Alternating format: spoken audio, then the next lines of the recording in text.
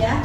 Kemudian offline semester yang satu, semester pertama dengan matkul front office department, kemudian di sini mengajar, offline pernah, kemudian ada dosen praktisi juga, program praktisi mengajar, kemudian Anda pernah juga hotel tour, ya.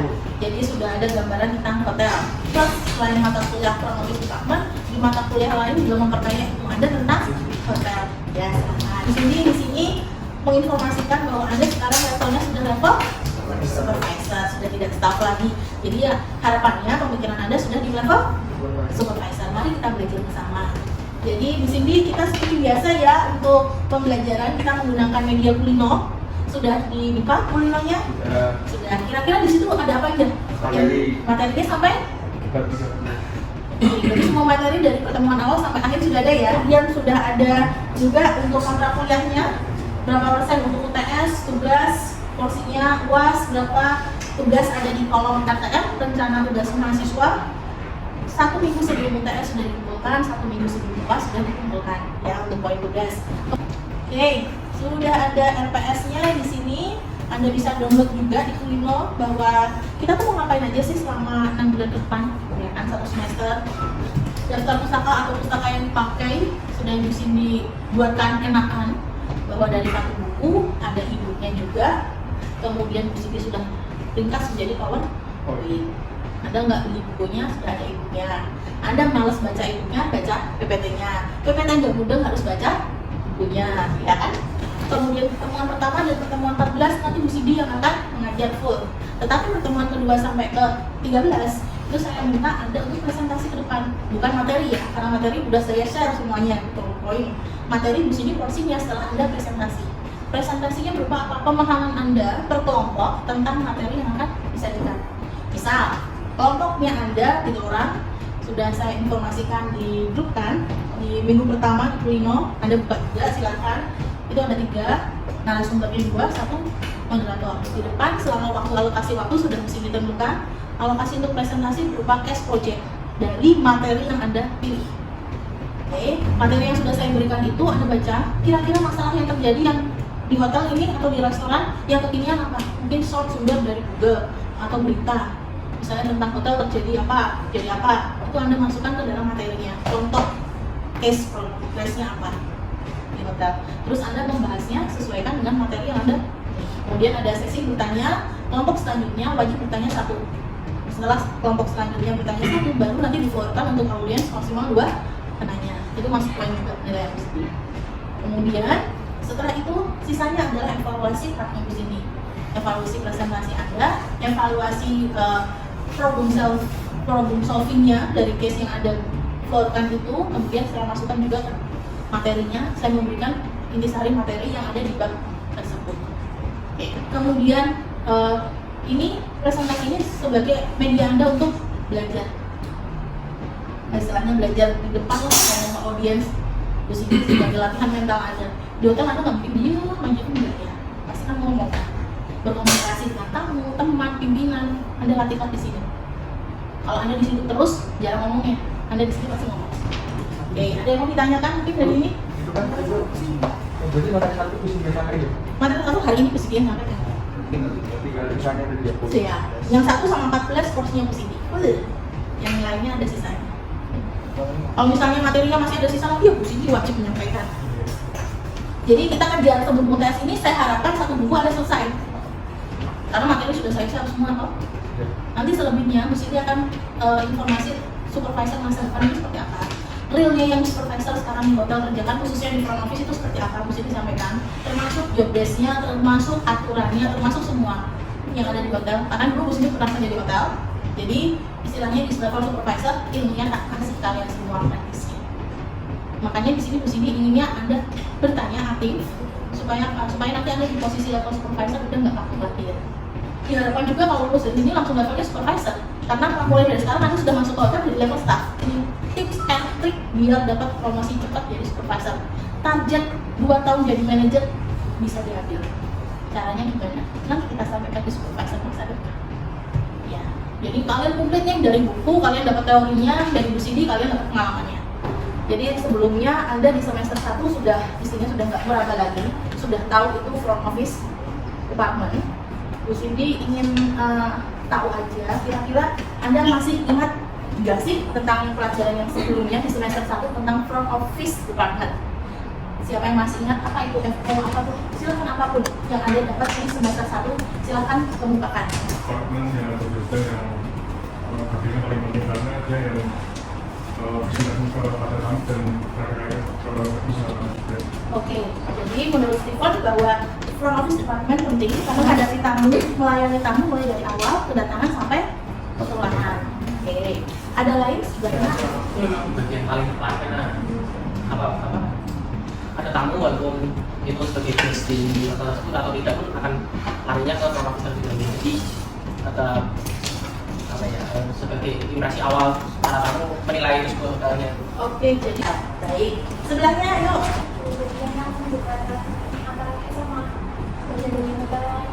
Oke, departemen yang menghubungkan antara departemen satu dan departemen lainnya. Oke, boleh. Jadi, sip. Selanjutnya yuk. Yang Sedang besar ya. karena juga merupakan first impression dari para tamu karena dia bekerja di depan juga staff-staff kampus itu juga harus memiliki attitude dan juga penampilan yang rapi sehingga merupakan first impression-nya. Oke, ya. Terima kasih Fiona. Artinya apa aja sih seorang front office departemen? Front office attendant itu satu well grooming ya, terus kemudian attitude-nya, kemudian kontrol suaranya juga di depan karena depan menghadapi tamu langsung, kemudian pusat perhatian ya, pusat informasi juga di front office, betul ya. Nah, terima kasih. Sebelahnya Menghandle komplain dari para tamu.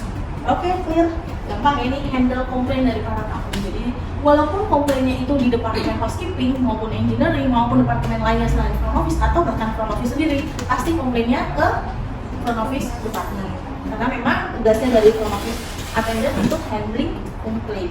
Oke, sebelahnya sih. Front office menurut saya itu sebagai tempat untuk di mana transaksi dalam hotel itu terasa dari check in check out, komplain ketika di sana, lalu juga macam-macam semua kembali ke pasti tiap guest akan menyampaikan masalah tersebut ke bagian front office.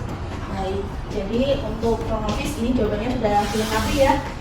Check in check out itu utamanya karena memang aktivitas utama check in check out ada di front office department. Biasanya check in check out siapa? Resepsionis. Baik.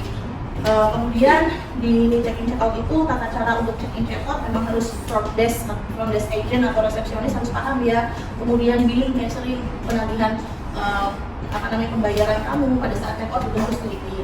Oke, kompleks ya di front office. Apa sih front office penting? Nanti kan kita ada jenjangnya, mulai kemarin kita di front office department itu setingkat staff, kalian ibaratnya setingkat staff. Kemudian ini sudah masuk front office supervisory. Berarti Anda sudah masuk ke tingkat supervisor. Berarti Anda punya staff kan ya? Iya. Staffnya siapa? Adik kelas mungkin. Jadi nanti ada sinkron. Jadi antara Anda memang benar-benar supervisor, nanti ada adik kelas. Jadi kita bisa kolaborasi lah intinya. Nanti yang pada semester depan ada front office manager, Anda sudah jadi manager front office dan punya supervisor. Oke, ini ada 4, 1, 2, 3, 4 baris ya. Jadi siapa yang mau jadi juru bicaranya dari 4 ini untuk melakukan kita aktivitas gerak sedikit lah ya. Oke, teman-teman kelompok silahkan dari sini. Ini tugas Anda adalah silahkan pulang langsung bicarakan dengan anggota Anda. Kalau buat organisasi dari departemen.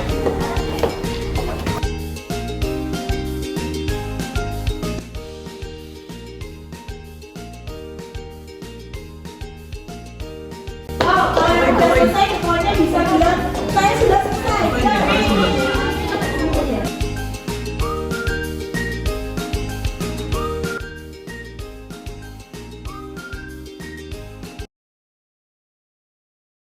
Berarti kelompok 4, kelompok 3, kelompok 2, kelompok 1. Tolong dibacakan Stephen dari yang paling urutan tertinggi di hierarki untuk struktur organisasi sampai yang paling bawah. Yang pertama ada general manager, kemudian front office manager, kemudian ada supervisor, operator supervisor, resepsionis sama pihak. Yang pertama ada general manager, yang kedua front office manager, yang ketiga FDR supervisor, yang keempat operator supervisor, yang kelima resepsionis, yang terakhir backup. Jadi yang pertama pertama general manager, yang kedua ada front office manager, yang ketiga FDR supervisor, yang keempat operator supervisor, yang kelima resepsionis, dan yang terakhir bill captain. Oke, pertama ada general manager, yang kedua front office manager, yang ketiga SDR supervisor, keempat operator supervisor, kelima resepsionis, keenam bill captain. Oke, di sini tidak menyalahkan itu ya. Sekarang di sini akan informasi. Yang pertama jabatan tertinggi hotel. Oke, tuh. Sekarang kita masuk khususan ke front office department. Berarti yang paling tertinggi di FO? FOM. Oke, bawahnya adalah FDA, front desk agent supervisor. Oke, kemudian kalau di bawahnya berarti dia di bawahnya front desk supervisor. Padahal jabatannya dia sama-sama supervisor. Harusnya diletakkannya di mana? Oke, kalau dibetulkan. Resepsionis, berarti resepsionis di bawahnya dari FDA. Supervisor. Oke.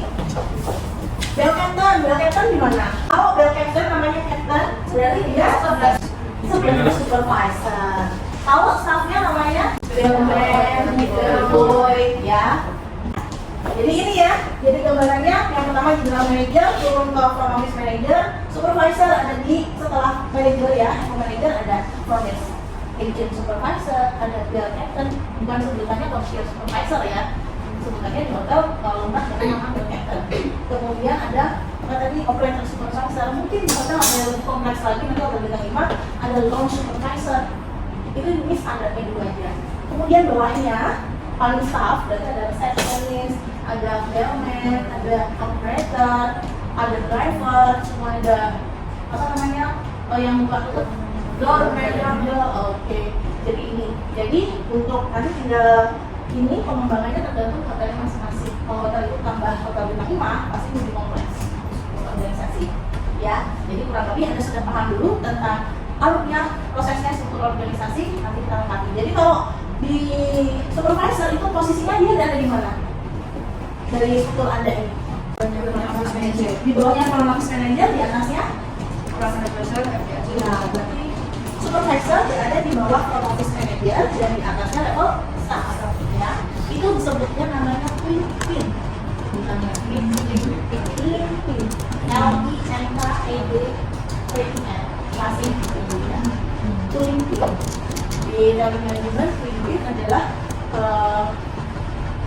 supervisor yang ada di bawahnya manajer, di atasnya staff. Oke, silahkan dikumpulkan dulu kita bahas LinkedIn itu apa.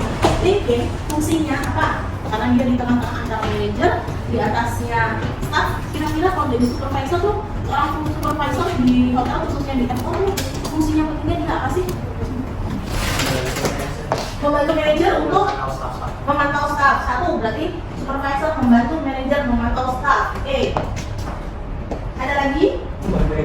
Membantu manajer dalam mengawasi staff. Ya, satu. Jawabannya mungkin ada. Jadi nanti walaupun Anda masuknya mungkin ada mata kuliah housekeeping supervisory, ada FB supervisory, teori kita sama, manajerial. Cuma nanti implementasinya yang satu masuk FO sendiri, yang satu housekeeping, yang satu di FB, service maupun produk. Jadi untuk besok ada presentasi, tolong dimasukkan ke fokus ke FO department yang masalahnya ya, untuk project case-nya, jangan ke FH atau ke FB. Ya. Oke, yang lain selain jawabannya apa? Oke, Fernando dulu. Nanti sama, selain gimana? Seperti transaksi record kalau ada masukan. Oke, baik. Jadi di sini supervisor memberi persetujuan ya, mengelola dan mengawasi. Steven.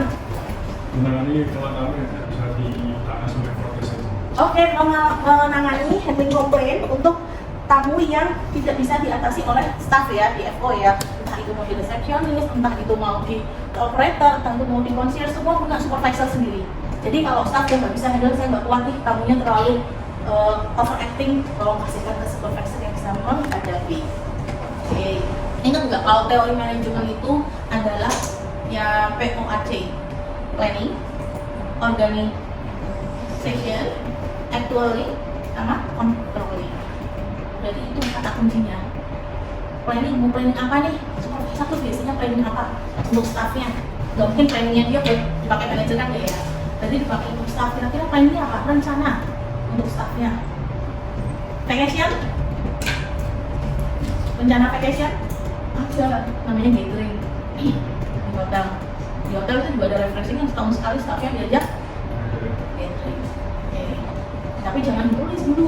Setelah itu hanya pancingannya dari Bu Cindy. Kira-kira rencana apa lagi yang akan dilakukan oleh seorang supervisor untuk staffnya? Itu program kerjanya supervisor.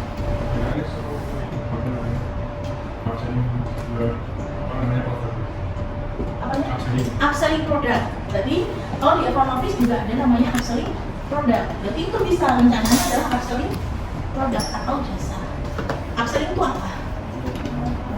Menawarkan atau menjual yang lebih mahal atau yang harganya lebih tinggi ya di atasnya. Untuk misalnya kalau jual kamar dari resepsionis yang biasanya kamarnya standar, nanti jual ke atasnya namanya deluxe room minimal seperti itu. Upselling program. Berarti di situ supervisor menginfokan kepada staffnya, oke, besok rencananya kita di bulan Maret atau April mendekati Lebaran kita adakan upselling champion. Di situ kita harus menjual kamar yang iya target ya. Jadi di situ juga ada namanya target untuk supervisor mencapai upselling program. Oke, tadi sudah sama kan? Evaluasi kinerja mungkin. Mengevaluasi kinerja staff ya di masing-masing divisi. Biasanya Anda dievaluasi kinerja apa di Kapus? Banyak bu. Banyak, salah satu aja yang dievaluasi apa? Lost bill. Baik, di front office juga bisa ya, karena pada saat check out time mungkin ada bill-bill yang belum, atau misalnya menggantung, belum dibayarkan oleh kamu padahal kamu itu sudah check out. Biasanya minibar ya, pada saat check out ditanyakan minibarnya ada konsum nggak? Ternyata dia ada konsum minibarnya, pada saat check out tidak dikasih minibarnya. Kemudian ada lagi yang paling gampang adalah untuk rencana itu rencana apa? Setiap hari Anda berangkat pagi, pulang sore, berangkat siang, pulang malam, berangkat malam, pulang pagi. Itu rencana apa? Jadwal. Kamu supervisor tugasnya adalah membuat jadwal. Oke, ditambah lagi ya, membuat jadwal. Oke, sekarang rencana. Nanti Anda jabarkan nih selain rencana jadwal itu yang pasti harus dibuat supervisor. Berarti ini masuk ke job deskripsi seorang supervisor. Oke, kalau sekarang masuk lagi di sini LinkedIn. Kalau misalnya ada masalah komplain tadi kan, handling komplain. Masalah itu yang berhubungan dengan front office department. Kira-kira masalahnya apa sih yang paling berat kalau di Eko itu yang dikomplain kamu? Kamarnya kenapa? Mungkin ya kayak kotor kebersihan. Oke, kotor ya, kebersihannya kurang ya kamarnya. Oke, komplainnya walaupun itu yang mengerjakan adalah pihak departemen housekeeping, tapi tetap larinya ke FO. Kamarnya tetap kotor. Berarti di sini FO harus handling komplain. Gimana sih caranya? Wah, ternyata handling komplain itu berat ya. Karena apa? Sekarang sudah masuk ke TripAdvisor. Mau kan ada TripAdvisor, komen-komen, bad comment maupun good comment semua masuk untuk hotel dan restoran di media online kan. Terus perusahaan Anda di-mention, apalagi nama Anda sebagai front desk agent atau reception di-mention. Itu sudah komplain. Kemudian di sini front office manager dihadapkan namanya di executive committee. Biasanya Senin sampai hari Jumat para manajer itu kumpul dengan general manager. Ini adalah di blow up kasus ini yang terjadi di front office. Karena ini sudah masuk ke ranahnya online. Apa yang harus di-handle? Di situ disampaikanlah pada saat meeting di executive committee. Kemudian pastinya setelah rapat front office manager akan menginformasikan ke bawahannya langsung, staffnya yang kena masalah atau ke supervisor dulu? Kalau supervisor atau staff dulu kira-kira? Supervisor dulu ya, karena kan untuk organisasi dari front office manager harus dulu ke supervisor. Jadi para supervisor itu dikumpulkan oleh front office manager. Ini loh case-nya yang terjadi di department sampai di blow up di media online. Kira-kira ini kesalahannya dari siapa? Itu di root case dulu. Root case itu dicari akar permasalahannya dari mana. Oke, sudah tahu, sudah ketemu nih. Jadi supervisor sudah paham kesalahannya di mana. Jadi di sini supervisor ke staffnya itu dia akan informasi juga. Mungkin karena ada supervisor, nanti kalau kita ketemu di bab selanjutnya ada supervisor kan ada tipe kepemimpinan ya. Ada mungkin yang menyampaikannya nanti langsung letak-letak, langsung to the point, straight the person. Kamu loh gara-gara kamu gini kemarin gini. Tuh ya. Ada juga yang secara general menginformasikan bahwa ini kesalahan tim. Jadi kita harus memperbaiki. Berarti kepemimpinan yang mana? Dan ini dia sebagai leading, seorang supervisor seharusnya harus bisa menjembatani antara bawahan dan atasan. Dia harus netral di sini. Oke, case-nya apa, solusinya apa. Jadi kalau walaupun front office manager itu getak-getak ke supervisor, itu dianggapnya masuk ke kanan kuat kiri. Jadi udah stop. Namanya juga istilahnya pressure kerja ya. Orang itu kan pressure kerjanya masing-masing. Oke, diterimanya ini, kemudian teknik manajerial yang nggak dipakai karena emosi, akhirnya menyampaikannya juga ada plusnya emosinya. Padahal kan bukan salah supervisor juga, ya, bukan salah staff juga. Jadi di sini sebagai supervisor berarti harus menyampaikan kepada staff harus benar-benar logis, benar-benar profesional sebagai seorang supervisor. Tidak ada emosi di dalamnya, tetapi harus melihat case-nya apa, solusinya apa, rencananya supaya case-nya itu tidak terjadi lagi harus seperti apa. Itu fungsinya dari lead. Oke, ini sudah ada 5 ya untuk Anda membuat job description juga. Nanti ada actualnya seperti apa, controllingnya seperti apa sebagai supervisor. Jadi nanti di pertemuan selanjutnya Anda akan lebih paham terbuka lagi wawasan tentang supervisor. Ini baru LinkedIn. Kemudian supervisor sekarang ini juga harus bertanggung jawab selain kepada pimpinan, dia juga bertanggung jawab kepada yang namanya perusahaan. Bertanggung jawab kepada koleganya itu teman kerjanya. Kalau perusahaan, kira-kira peran supervisor untuk perusahaan itu apa ya? Tadi kan disebut first impressor, ini. Oke, kalau misalnya FO departemen attendance-nya nggak bagus, kira-kira untuk owner dapat keuntungan nggak? Bisa kita tutup hotelnya. Coba deh kalau FO-nya, attitude-nya nggak ada, booming-nya nggak ada. Kamu mau balik lagi ke hotel itu? Itu tanggung jawab seorang supervisor terhadap owner atau pemilik perusahaan. Mau nggak mau Anda tuh ambil kendali juga atas perusahaan. Kalau Anda bisa menjalankan dengan SOP yang baik, otomatis hotel akan berlangsung lama. Tapi kalau Anda memang satu kesalahan orang bisa menyebabkan banyak orang kalau tidak bisa dihandle dengan baik, itu kerugian perusahaan bisa banyak ya. Kan kalian tahu kan banyak sekarang yang satu grup belum kita bilang entah itu resto, entah itu hotel, ada yang nggak kuat karena pandemi kemarin kan ya.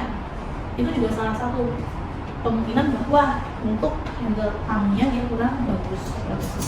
Berarti harusnya kendali seorang supervisor adalah memberikan supaya bagus, terus menjaga staffnya, selalu menjaga SOP terus berlangsung dengan baik. Dia harus apa? Seorang supervisor tadi mengawasi, tadi ada yang bilang mengawasi staffnya. Kalau staff nggak diawasi ya sangat dulu ya lah. Kalau sudah dikasih jadwal berangkat jam 7 sampai jam 4 sore, berangkatnya jam 8, berarti kan sudah merusakkan untuk workflow-nya, sudah kinerjanya sudah nggak bagus. Jadi tugasnya supervisor berat, dengan mengawasi staff, info dari manajer juga dia harus juga melanjutkan ke staff. Di sini supervisor untuk orientasi terhadap owner. Kemudian kalau terhadap pimpinan tadi sudah contohkan. Kalau terhadap koleg atau teman kerjanya supervisor itu apa ya? Dia memberi contoh. Kalau supervisor nggak bisa memberi contoh, bukan supervisor namanya, ya kan? Pasti dikomplain bawahan. Kalau itu jam kerja jam 7, supervisor sudah ada di tempat jam berapa biasanya? Jam setengah 6, jam 6 sudah ada di hotel. Karena apa, dia harus lihat juga untuk handovernya seperti apa, kemudian ada masalah seperti apa, evaluasinya dilihat juga, yang report yang kemarin dilihat juga untuk persiapan handle kamu hari ini, itu juga harus disiapkan oleh seorang supervisor terhadap rekan kerja. Terus orientasi terhadap rekan kerja lainnya beda departemen, misalnya supervisor FO orientasi sama supervisor apa, itu masalah apa? Biasanya masalah apa? Pengecekan dari HK udah oke, FO tinggal memasukkan ke dalam sistem. Tetapi kalau HK masukin sistem salah, bisa terjadi chaos kan, bisa terjadi double check-in di situ. Oke. Mungkin FO gimana lagi dengan departemen lain, karena FO tadi diinfokan bahwa memang di departemen FO walaupun departemennya di depan, tapi dia memang kondisinya sama back office juga harus terjalin dengan baik. Oke, kira-kira sampai sejauh ini Kusidi menerangkan, ada yang mau bertanya silakan, atau mungkin share pengalaman yang ada di tempat kerjanya mungkin boleh. Kira-kira tekanan kerjanya, supervisor, manager, atau kira-kira bedanya seperti Oke, tekanan kerjanya beratnya seperti apa? Kalau Anda di posisi staff, Anda sudah merasa kerjaan Anda berat, ya sudah, tekanan pressure Anda sebagai staff ya segitu porsinya. Itu Anda mengalami staff ya. Terus Anda naik ke level supervisor, Anda akan membawa 2 pressure, sebagai supervisor dan sebagai staff. Karena Anda dulu pernah di staff kan, sekarang di supervisor, berarti Anda harus double kan. Oke, saya pernah dulu pengalaman jadi staff, gak enaknya jadi staff seperti ini. Berarti kalau saya jadi supervisor, tanggung jawab secara moral saya jangan sampai hal yang terjadi sama saya terjadi juga sama staff. Itu otomatis ya, seperti itu. Atau ada yang supervisor seperti ini ya. Dulu saya diginikan sama supervisor saya, treatment saya seperti ini. Pada saat makan supervisor saya, ya A, B ya B, nggak ada kata antara A dan B. Padahal itu bisa solusinya bisa tengah-tengahnya mungkin bisa diambil. Itu bisa jadi. Tergantung nanti lihat konteks masalahnya dulu seperti apa. Kemudian pada saat Anda jadi manajer, Anda harus berhubungan lagi, recall ya, pernah jadi staff, pernah jadi supervisor, pernah jadi manajer. Bu, kira-kira kalau saya langsung jadi manajer, Bu, pressure-nya seperti apa? Anda belum pernah mengalami pressure itu sebelum Anda mendapatkan atau setelah di posisi yang sebelumnya. Jadi pressure itu akan selalu ada. Tapi intinya pressure itu kalian punya basic, misalnya dari staff ke supervisor. Berarti Anda kalau sudah jadi supervisor, otomatis pressure-nya staff Anda sudah istilahnya merangkulnya, udah bisa buat resume. Kalau staff saya pasti gini, karena saya dulu mengalami pernah jadi staff, pressure-nya seperti ini. Oh, kalau saya dapat pressure dari manajer saya, berarti saya belum pernah jadi manajer. Jadi otomatis saya belum tahu nih pressure-nya manajer saya seperti apa. Tapi saya sebagai supervisor akan informasi kepada staff. Jangan seperti manajer saya dulu yang langsung straight ke staffnya, langsung dan istilahnya ngelabrak staffnya langsung. Itu kan buat mental down ya di sini. Ada dari supervisornya dulu, dan ada juga supervisor yang langsung straight to point ke satu orang di hadapan umum, itu bisa terjadi ya. Jadi di sini Anda mungkin kalau jadi staff treatmentnya beda-beda. Nanti Anda mau ikut follow path-nya seperti apa di hotel yang Anda akan magang atau Anda bekerja, atau Anda mungkin akan melakukan perbaikan. Nah, di terakhir Bu Sugi kan di materi yang terakhir adalah materi supervisor masa depan. Nah, di situ Bu Sugi akan ngasih tipsnya jadi supervisor yang masa depan itu seperti apa. Apalagi sekarang bukan lagi tentang masalah hubungan key person antara satu orang human ya dan yang lain, tapi sekarang sudah ada mesin nih yang datang bisa membantu. Sebagai supervisor masa depan kalau saya sudah dibantu staff kayak mesin semua gimana? Itu sudah terjadi sekarang gitu loh. Jadi apa yang harus Anda lakukan sebagai supervisor? Gak ada baperan sih mesin, tapi kita harus treatment mesin itu seperti apa, ya kan? Terus supervisor masa. Ini. Terima kasih pertanyaannya, bagus sekali. Oke, mungkin yang lain ada yang mau menambahkan atau sebenarnya kalau mau ditanya lagi silahkan atau menanggapi. Boleh. Tidak ada. Oke, kalau tidak ada berarti Bu Cindy bisa mengakhiri ya pertemuan ini. Kita sudah satu bab, di bab pertama yaitu orientasi supervisor terhadap atasan, terhadap owner, terhadap koleganya, LinkedIn, kemudian kita refresh sudah selesai. Jadi saya harapkan ayo kembali pikiran Anda ke front office department. Kita masih sudah supervisor nih, Anda sudah nggak di level staff lagi. Kita lebih matangkan pikiran kita supaya apa besok Anda terjun ke hotel, Anda sudah lebih dewasa dalam bekerja.